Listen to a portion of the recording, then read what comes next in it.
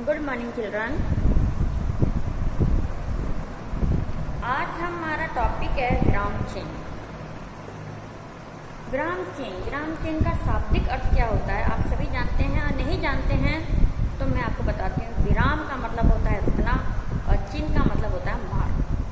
जहाँ पे भी विराम चिन्ह का प्रयोग हो जाए वहाँ हमें रुकना है। विराम चिन्ह बहुत प्रकार के होते हैं लेकिन कुछ विराम चिन्ह जो हैं बहुत ही इम्पोर्टेंट हैं जो कि मैंने यहाँ लिख रखे हैं। पूर्ण विराम, क्वेश्चन मार्क, विस्मय बोधक, कोष्ठक, बड़ा कोष्ठक, निर्देशक चिन्ह, उद्धरण चिन्ह, अल्प विराम, ये डबल उद्धरण चिन्ह है और ये एक कह रहा उद्धरण चिन्ह है। इस प्रकार से मतलब बहुत सारे उद्धरण चिन्ह होते हैं जिनका हम किस प्रकार से प्रयोग करेंगे या आज हमको बताएंगे। सबसे पहला है विराम चिन्ह का शाब्दिक अर्थ क्या होता है। विराम चिन्ह का शाब्दिक अर्थ, विराम का मतलब होता है रुकना या ठहरना, इंग्लिश में बोलते हैं स्टॉप, ठीक है।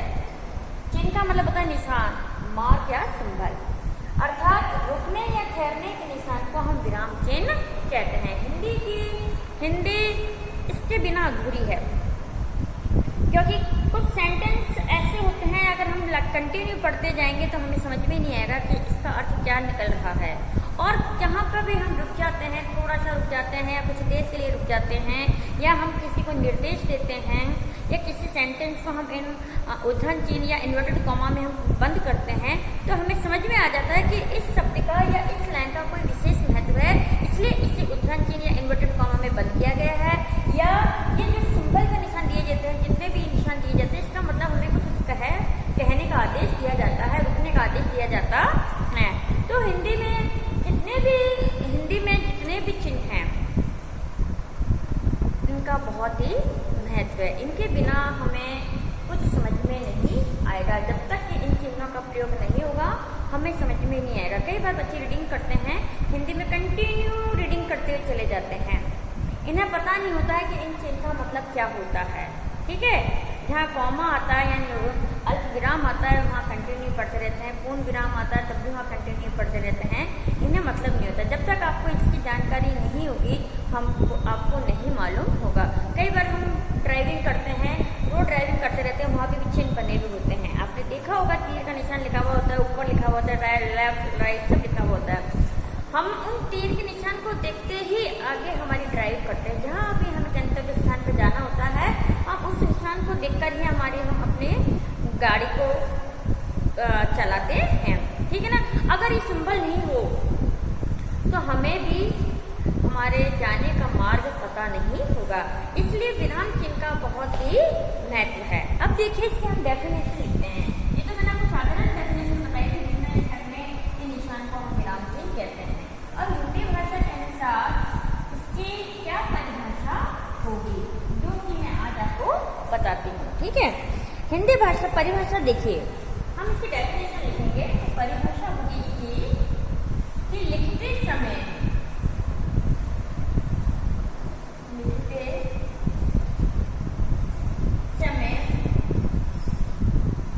भावों के अनुसार, लिखते समय भावों के अनुसार रुकने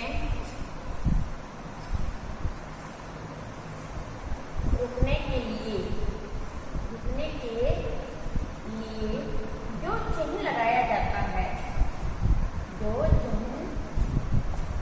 लगाया जाता है, उसे हम क्या कहते हैं? इसे विराम चिन्ह कहते हैं। इसे विराम चिन्ह कहते हैं, ठीक है ना। देखिए डेफिनेशन क्या होगी इसके, डेफिनेशन होगी लिखते समय भावों के अनुसार,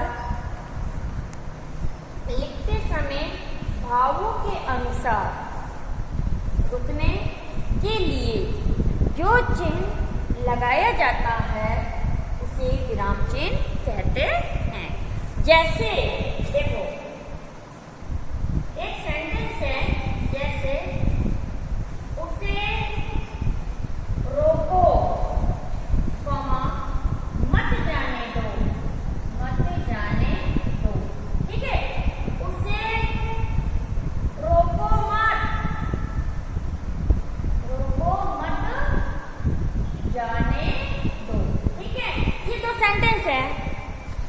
दोनों सेंटेंस के अंदर अलग अलग भाव प्रकट हो रहे हैं, ठीक है ना, अलग अलग भाव प्रकट हो रहे हैं। क्यों? देखिए, उसे रोको मत जाने दो, उसे रोको मत जाने दो, उसे रोको मत जाने दो। यानी देखिए, एक में तो है उसे रोको, है ना, उसे रोको यानी रोकने की क्रिया हो रही है एक में तो, ठीक है, और एक में जाने की क्रिया हो रही है, जाने की। दोनों सेंटेंस में अलग अलग भाव होगी, सेंटेंस एक है, लेकिन अल्प विराम चिन्ह का प्रयोग करते ही सेंटेंस अलग हो गए। उसे रोको, रोको मत जाने दो, ठीक है, उसे रोको मत जाने दो, हो गया ना। ये दोनों समझ में आ रहे ना कि विराम चिन्ह का प्रयोग लगते ही सेंटेंस के अर्थ में परिवर्तन आ जाता है, ठीक है। अब देखिए, सबसे पहले आता है आपके पूर्ण विराम। सबसे पहले क्या आता है आपके पूर्ण विराम। पूर्ण विराम इंग्लिश में बोलते हैं फुल स्टॉप, और हिंदी में बोलते हैं पूर्ण विराम। कई लोग खड़ी पाई भी बोलते हैं, ठीक है, लेकिन इसका नाम है पूर्ण विराम। सबसे पहले है पूर्ण विराम, ठीक है। पूर्ण विराम के बारे में हम पढ़ेंगे। जब वाक्य कहाँ पर आता है इसका प्रयोग, देखिए, जब वाक्य खत्म हो जाए, समाप्त हो जाए, जब वाक्य खत्म हो जाता है, हो जाता है, ठीक है, जब वाक्य खत्म हो जाता है तब पूर्ण विराम लगाया जाता है, पूर्ण विराम लगाया जाता है, इस तरह से, है ना। जैसे जैसे राम एक अच्छा लड़का है, राम एक अच्छा लड़का है, ठीक है। यहाँ हमने इस तरह का चिन्ह लगा दिया, तो इसका मतलब हो गया कि यह पूर्ण विराम हो गया है, यानी फुल स्टॉप आ गया है इंग्लिश में, ठीक है, कि राम एक अच्छा लड़का है। अगर इसी तरह से मैं दूसरी बात कहूँ, वह 5वीं कक्षा में पढ़ता है, ठीक है, पढ़ता है, यहाँ पे भी पूर्ण विराम यानी फुल स्टॉप। अगर आप देखिए पूर्ण विराम इंग्लिश में बोलते हैं फुल स्टॉप, अगर हिंदी में हम पूर्ण विराम नहीं लगाएं तो इसका मतलब होता है हमको कंटिन्यू पढ़ना ही है, फिर कंटिन्यू पढ़ते जाओ, फिर हमें कोई अर्थ मालूम नहीं पड़ेगा, इसलिए फुल स्टॉप लगाया जाता है, अर्थात पूर्ण विराम लगाया जाता है कि इस सेंटेंस के बाद में आपको रुकना है कि वह 5वीं कक्षा में पढ़ता है, फिर आगे बढ़ना है, ठीक है ना। तो पूर्ण विराम का मतलब होता है फुल स्टॉप यानी रुकना। अब दूसरा चिन्ह आता है हमारा प्रश्नवाचक।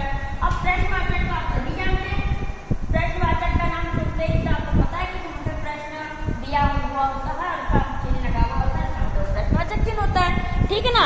हम पढ़ेंगे दूसरा, इसका सिंबल कैसे होता है, देखिए, प्रश्नवाचक, ठीक है, इसका सिंबल होता है क्वेश्चन मार्क, इसको इंग्लिश में बोलते हैं हम क्वेश्चन मार्क, ठीक है। जब किसी वाक्य में, अब इसकी डेफिनेशन क्या लिखेंगे हम, जब किसी वाक्य में क्या पूछा जाए, वाक्य में प्रश्न पूछा जाए, प्रश्नवाचक ही है, प्रश्न पूछा जाए। सिंपल सी डेफिनेशन है, इसकी तो याद करने की जरूरत ही नहीं है कि जब किसी वाक्य में प्रश्न पूछा जाए या उसका भाव हो, या उसका भाव हो, प्रश्न पूछने का भाव हो, वहां प्रश्नवाचक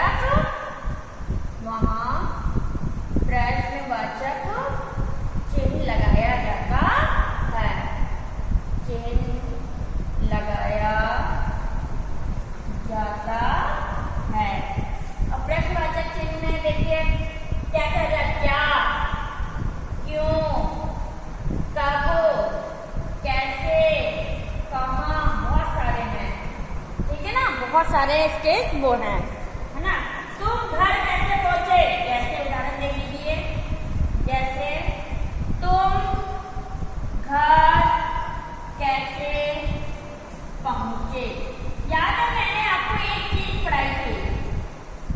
मैंने आपको तत्सम तद्भव ऐसे कुछ शब्द पढ़ाए थे, उसमें भी प्रश्नवाचक आया था। जरूरी नहीं कि हर क्वेश्चन में प्रश्न, या तो प्रश्न होगा पहले या होगा अंतिम शब्द में, तब प्रश्नवाचक प्रश्न बनेगा। अगर बीच में हो गया तो प्रश्नवाचक नहीं बनेगा, ये भी ध्यान रखना आप। ये मैंने आपको बहुत गहराई से बात बताई थी कि कई बार क्या होता है बीच सेंटेंस के अंदर बीच में क्या या कब ऐसे लिखा हुआ होता है, तो आप क्या कहते हो, मैम ये प्रश्नवाचक था, आपने गलत कर दिया। मैंने आपको ट्रिक बताई थी, या तो प्रश्न पूछने पर प्रथम शब्द होगा या अंतिम शब्द में प्रश्न सूचक यानी जो ये शब्द है इस तरह का होगा, तो ही वो प्रश्नवाचक चिन्ह प्रश्नवाचक क्वेश्चन माना जाएगा। ठीक है, तो तुम घर कैसे पहुंचे, तो इसका मतलब ये प्रश्न पूछ रहा है, तो यहाँ हमने क्वेश्चन मार्क लगा दिया है। क्लियर। अब तीसरा आपका आता है अल्पविराम कॉमा, इंग्लिश में क्या बोलते हैं ना, कॉमा। ठीक है ना। अब हम पढ़ेंगे अल्पविराम। देखिए अल्पविराम, इसका सिंबल होता है कॉमा। ठीक है ना। ठीक है, जहां थोड़ी देर रुकना पड़े, जहां थोड़ी देर रुकना पड़े। ठीक है, जहां थोड़ी देर रुकना पड़े, है ना। देखिए बच्चों, अल्पविराम, अल्पविराम में क्या होता है, इसका चिन्ह होता है इस तरह से, जिसको हम इंग्लिश में बोलते हैं कॉमा, है ना। जहां थोड़ी देर रुकना पड़े, हमें रीड करते करते कुछ सेकंड के लिए हमें रुकना पड़े, वहां अल्पविराम का प्रयोग किया जाता है। एक से अधिक चीजें भी आ जाएं, जैसे आप एग्जांपल देखिए, गाय के दूध से दही, हम थोड़ी देर, गाय के दूध से दही, घी, मक्खन, पनीर, मिठाई आदि बनाई जाती है। यानी यहाँ पे अब आप ये पढ़ो गाय के दूध से दही, घी, मक्खन, पनीर, मिठाई बनाई, तो हमें समझ में नहीं आएगा, क्योंकि कॉमा है यहाँ पे, विराम चिन्ह का प्रयोग किया गया है। तो इसका मतलब आपको थोड़ा रुक रुक के बोलना है कि गाय के दूध से दही, घी, मक्खन, पनीर, मिठाई आदि बनाई जाती है। तो इसका मतलब समझ में आ जाएगा कि इसके दूध से, गाय के दूध से इतनी सारी चीजों का उपयोग किया जाता है। यानी एक से अधिक चीजें आ जाए तो वहां पर हम अल्पविराम का प्रयोग करते हैं। ठीक है ना। अब इसके बाद में अगर हम पढ़ेंगे, अब आता है आपके आगे कौन सा चिन्ह आता है, अल्पविराम के बाद में हम नेक्स्ट चिन्ह पढ़ेंगे हम। ठीक है ना। अल्पविराम के बाद में अर्धविराम, अर्धविराम। ठीक है बेटा, अर्धविराम, अर्धविराम का चिन्ह ऐसा होता है। ठीक है। अब देखिए इसमें पढ़ते हैं, पूर्ण से काम, पूर्ण का मतलब होता है फुल स्टॉप, और इंग्लिश में तो बोलते हैं फुल स्टॉप, हिंदी में बोलते हैं पूर्ण विराम, यानी खड़ी पाई जो होती है इससे पूर्ण विराम, यानी पूर्ण से काम, पूर्ण से कम। ठीक है। और अल्पविराम, और अल्पविराम का मतलब कॉमा, अल्पविराम से क्या होगा, अल्पविराम से कुछ अधिक देर, कुछ अधिक देर रुकने के लिए, है ना। पूर्ण विराम से कुछ कम और अल्पविराम से कुछ अधिक देर रुकने के लिए अर्धविराम का प्रयोग किया जाता है। अर्धविराम का प्रयोग किया जाता है। ठीक है ना। जैसे मैंने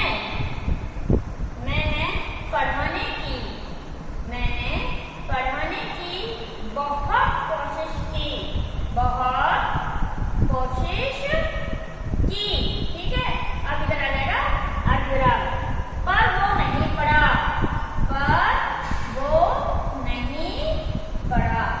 ठीक है ना। इसमें हमने क्या पढ़ा है, देखिए, मैंने पढ़ाने की बहुत कोशिश की पर वो नहीं पढ़ा।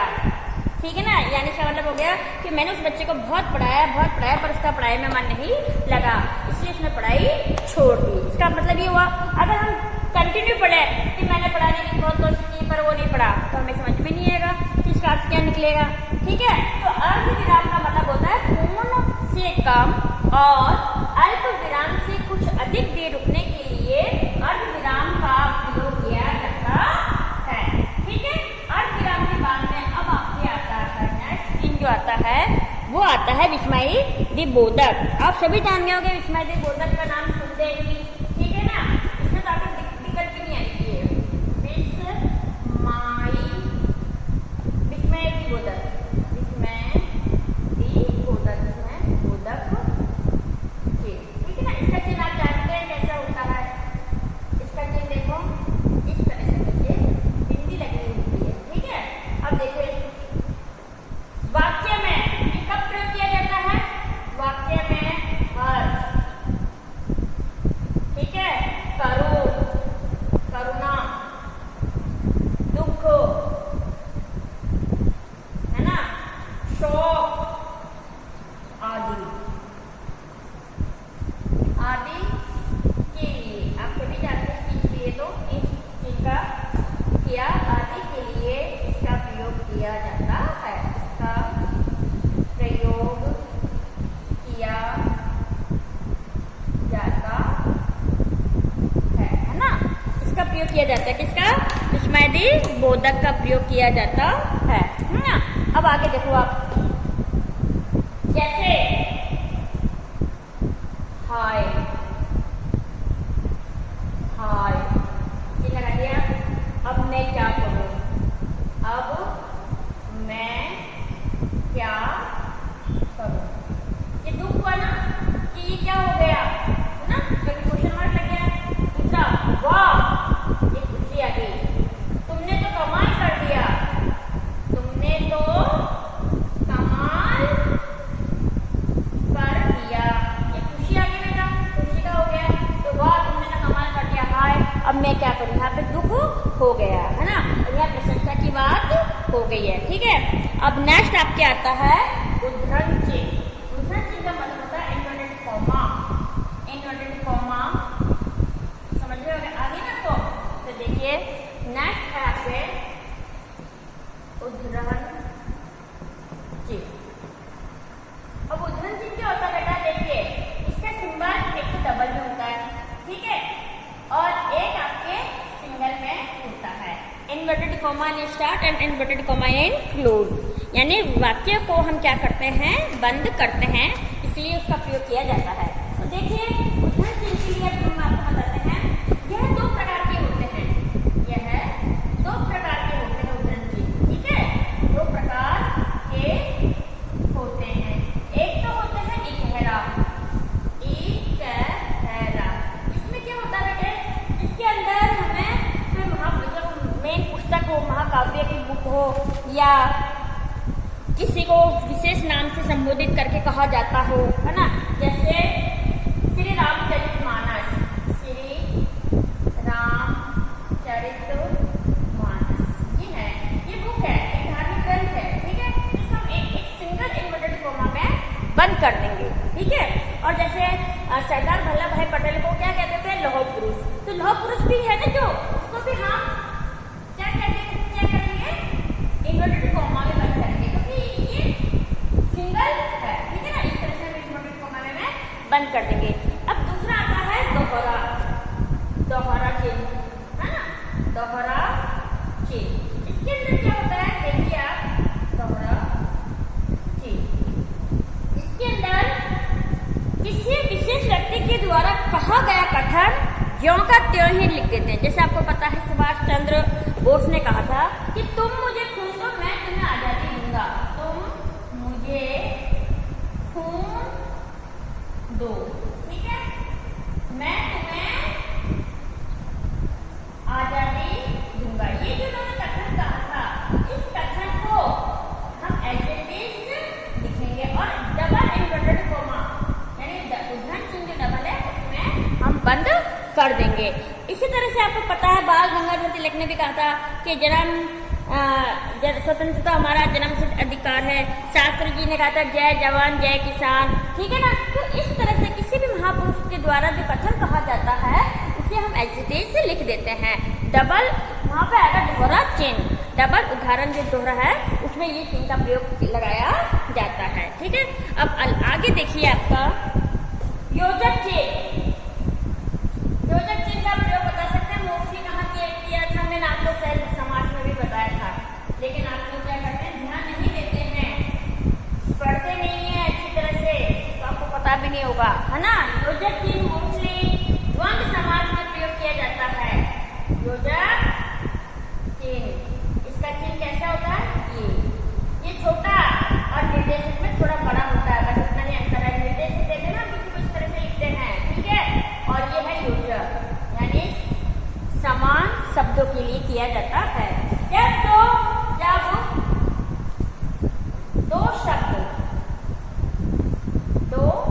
शब्दों में परस्पर, जब दो शब्दों में परस्पर संबंध स्पष्ट करने के लिए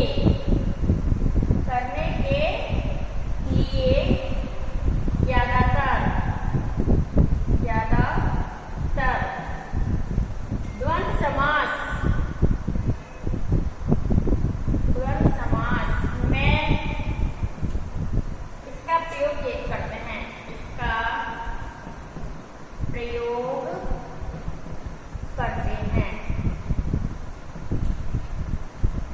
करते हैं।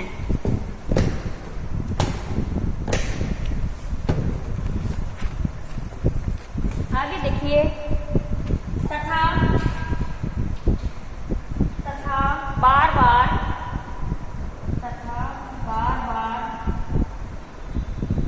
शब्दों की पुनरावृत्ति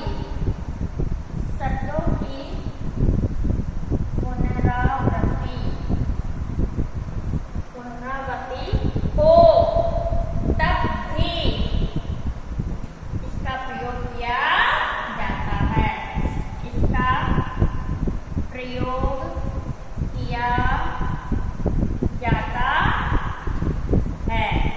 जैसे साथ साथ, ठीक है, रोज मम्मी आप तो रोज है ना दाल बना देती हो। माता पिता, है ना। इस तरह के जो शब्द आते हैं उसमें क्या का प्रयोग किया जाता है? योजक चिन्ह का प्रयोग किया जाता है, ठीक है ना। अब लास्ट आपके आता है निर्देशक चिन्ह। निर्देशक चिन्ह आता है। निर्देशक चिन्ह के बारे में हम पढ़ेंगे अब।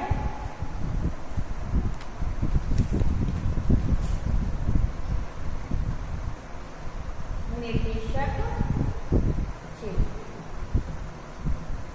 इसका संबंध थोड़ा ऐसा होता है, ठीक है, बड़ा होता है, ठीक है। निर्देशक चिन्ह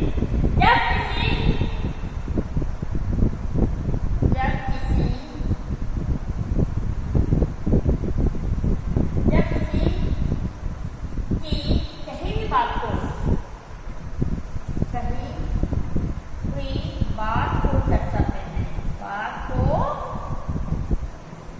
दर्शाते हैं, तब इसका प्रयोग किया जाता है। ठीक है ना। जब हम किसी बात को दर्शाते हैं तो निर्देशक चिन्ह लगाया जाता है। जैसे पिताजी ने क्या कहा? मोहन मैं कानपुर जा रहा हूँ। मैं कानपुर जा रहा हूँ, ठीक है ना। इस तरह से जो चिन्ह हैं वो निर्देशक चिन्ह कहलाते हैं, ठीक है। तो ये विराम चिन्ह जो होते हैं इनका ज्ञान होना बहुत जरूरी है, क्योंकि इनके माध्यम से ही हम शब्दों का या सेंटेंस का हम अर्थ निकाल सकते हैं कि हमें कहाँ रुकना है, कहाँ बढ़ना है, कहाँ से क्या कैसे बढ़ना है।